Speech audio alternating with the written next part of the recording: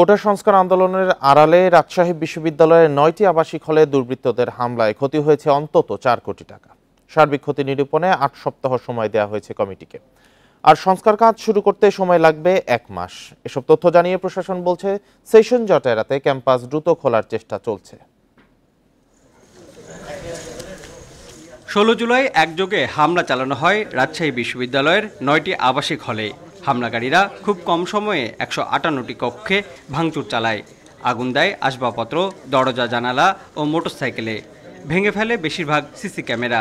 ওই দিন প্রশাসন ভবনে অবরুদ্ধ হন উপাচার্য সহ অর্ধশত কর্মকর্তা কর্মচারী।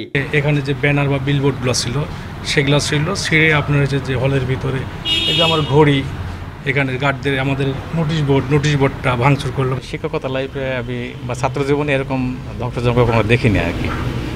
আর এটা যারা করেছে আসলে আমরা ওদের তো চিনতে পারিনি। এখন সিসি ক্যামেরা ফুটেজ কিছু সংরক্ষণ করা আছে, ওটা দেখে হয়তো চিহ্নিত করে তাদের বিরুদ্ধে ব্যবস্থা নেওয়া হতে পারে। মিছিলের সাধারণ শিক্ষার্থীরা যাচ্ছেই, ওখান থেকে একটা অংশ ঢুকে ওদের যে এজেন্ডা সেটা বাস্তবায়ন করে ভাঙচুর করে অগ্নিসংযোগ করে চলে যাচ্ছে।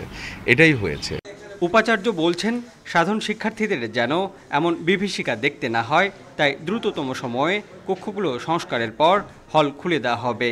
আমরা সরকারকে বলেছি যত দ্রুত আমাদের এই অর্থটা দিলে আমরা দ্রুততম সময়ের মধ্যে আমরা কাজগুলো শুরু করে দেব। আমরা আশা করছি হয়তো মাসখানেকের মধ্যে আমরা হলে কাজ হাত দিতে পারবো। আর হলে কাজে যদি আমরা হাত দিয়ে আমার মনে হয় 2 থেকে 3 সপ্তাহের মধ্যে আমরা করতে পারবো।